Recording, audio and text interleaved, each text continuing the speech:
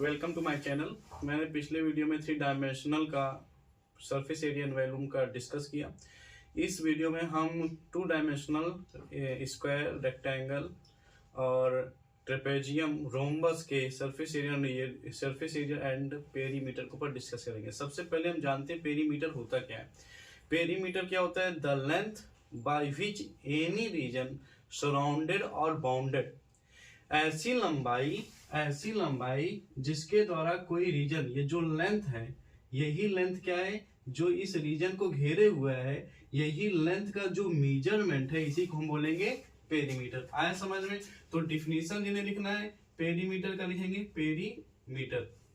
Perimeter क्या होता है? The measures of length by which any region bounded और surrounded लिख सकते हैं आप, is called पेरीमीटर। आपको बहुत सारे फार्मूले लिखाएंगे, ऐसे भी नहीं पता है आपको फार्मूले तो सारे लेंथ को जोड़ लेना है। जो भी लेंथ रहे, चाहे जो स्ट्रक्चर हो, सारे लेंथ को मेजर करने पे जो आएगी वही लेंथ हो क्या हो जाएगी, उसका पेरीमीटर हो जाएगा। आया समझ में? एरिया क्या होगा? ये जो इनक्लोज स्ट्रक्चर है इस पेरीमीटर के द्वारा, वही क्या हो जाएगा, उसका एरिया हो जाएगा। आया समझ में? The enclosed structure, the enclosed region is called as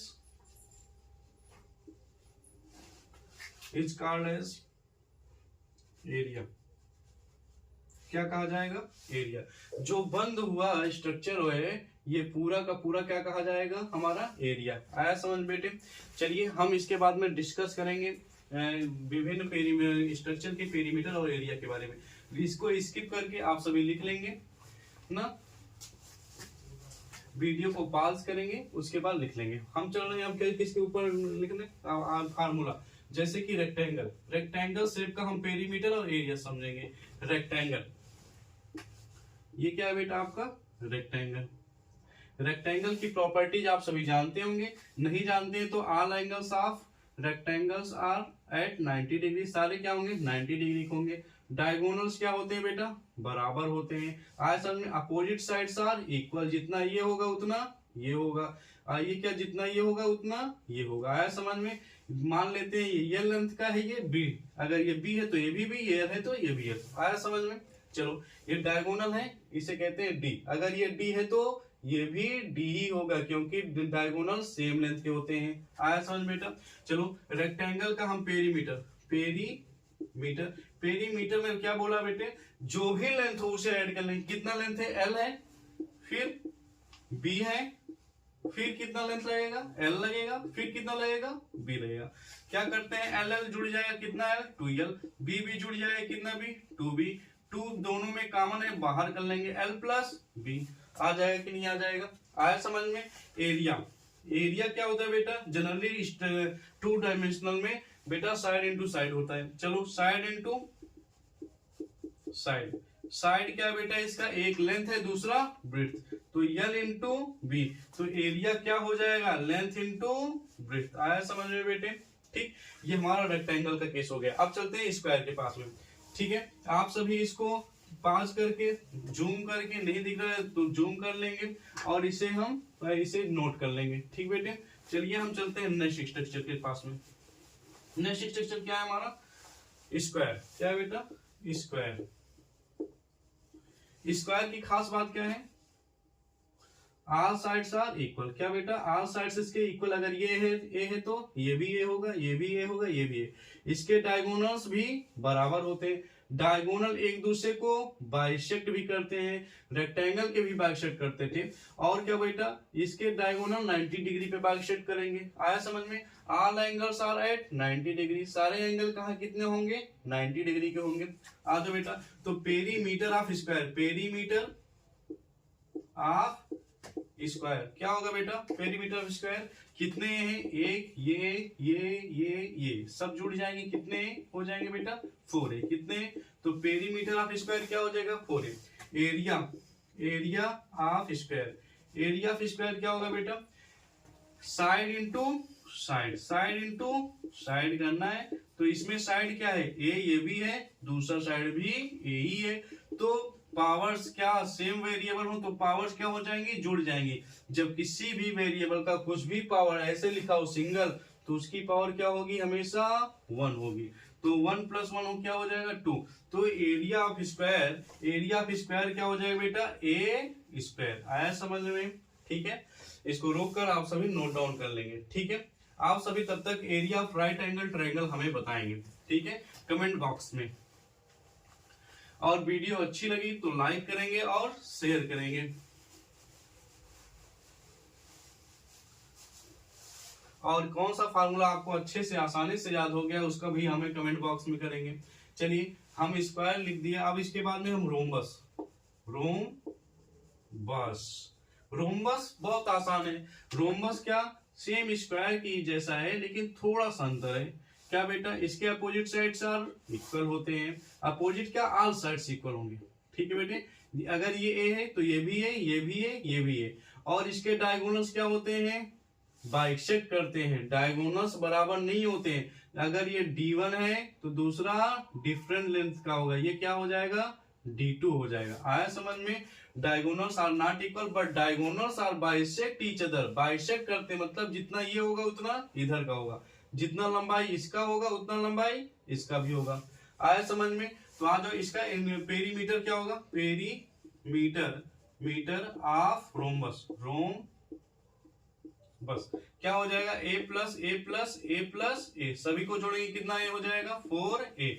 area पूछता है, एरिया ऑफ रोम्बस कोई पूछता है तो क्या हो जाएगा बेटा, area of rhombus 1/2 into D1 into D2, where D1 equal to diagonal first and D2 for diagonal second हो जाएगा, ठीक बेटे। 1/2 D1 D2 हो गया।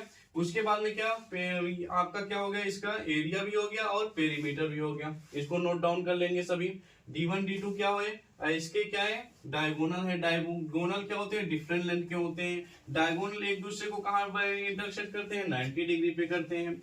ये हमारी बात को आपको जल्दी लग रहा हो तो आप धीमा करके भी सुन सकते हैं, ठीक है। ये सारे प्रॉपर्टीज हैं, हम एक वीडियो बनाएंगे जिसमें सभी क्वाड्रिलेटरल के प्रॉपर्टीज के ऊपर डिस्कस करेंगे। चलो आ जाओ, नेक्स्ट जो है ये है हमारा पैरालेलोग्राम। पैरालेलोग्राम क्या होता है बेटा, इसके अपोजिट साइड्स आर इक्वल होते हैं, opposite angles are also equal, diagonals are bisect each other, ठीक है बेटा। डायगोनल क्या करते हैं, बाइसेक्ट, जितना ये उतना ये, जितना लंबा ये उतना लंबा ये। आया समझ में, ठीक। चलिए पैरालेलोग्राम, ठीक है। इसे लिखते हैं शॉर्ट फॉर्म में कैसे, पैरेलल लाइन बनाते हैं, ऊपर GM लिख देते हैं। आया समझ में। इसका पेरीमीटर क्या होगा बेटा, पेरीमीटर। अच्छा अगर ये x लेंथ का है तो भी ये x लेंथ का होगा, अगर ये y होगा तो ये y होगा, क्योंकि अपोजिट साइड्स आर इक्वल होते हैं, ठीक बेटा। तो पेरीमीटर क्या होगा, 2x + 2y, 2 कॉमन कर लो, x + y। आया समझ में। इसका एरिया पूछे, area of parallelogram short form में लिख दे रहा हूं, क्या होता है, बेस इनटू परपेंडिकुलर हाइट। क्या होगा, परपेंडिकुलर हाइट। तो एरिया ऑफ पैरालेलोग्राम क्या हो जाएगा बेटा, बेस इनटू परपेंडिकुलर हाइट। इसको नोट डाउन कर लेंगे, ठीक है। आप सभी इक्विलेटरल ट्रायंगल की आप प्रॉपर्टीज लिखेंगे कमेंट बॉक्स में। इक्विलेटरल ट्रायंगल क्या होता है, हम आइए तब तक डिस्कस करते हैं किसके बारे में, ट्रेपेजियम के बारे में। ट्रेपेजियम की खास बात क्या होती है, इसके 1 pair of sides are parallel, बराबर नहीं होंगे, पैरेलल होंगे। आया समझ में। तो आ जाओ, trapezium GN, one pair of sides are parallel. और इसके बाद में ही अगर आइसोस्केलेस ट्रेपेजियम है तो उनके ये दोनों साइड बराबर होते हैं। ठीक है, आज इसका एरिया को देखते हैं। Area 1/2 sum of parallel sides multiplied by perpendicular height.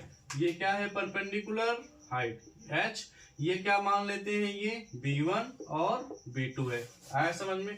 तो फार्मूला क्या बना? 1/2 sum of parallel side means b1 plus b2 multiplied by perpendicular height क्या है बेटा? h। क्या है? h। तो आया समझ बेटा? ट्रेपेजियम क्या हो जाएगा? 1/2 b1 plus b2 into h। आया समझ में? इसको नोट डाउन कर लेंगे आप सभी। ठीक,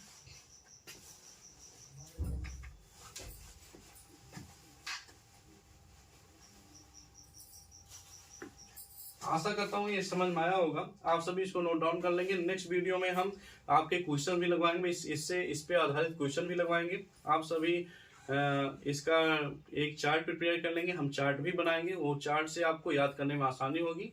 उसको बना के आप अब जहां पढ़ते हैं वहां पे सामने टैग कर लेंगे। ठीक है, थैंक यू, धन्यवाद। अच्छी लगे तो शेयर करेंगे, कमेंट करेंगे और सब्सक्राइब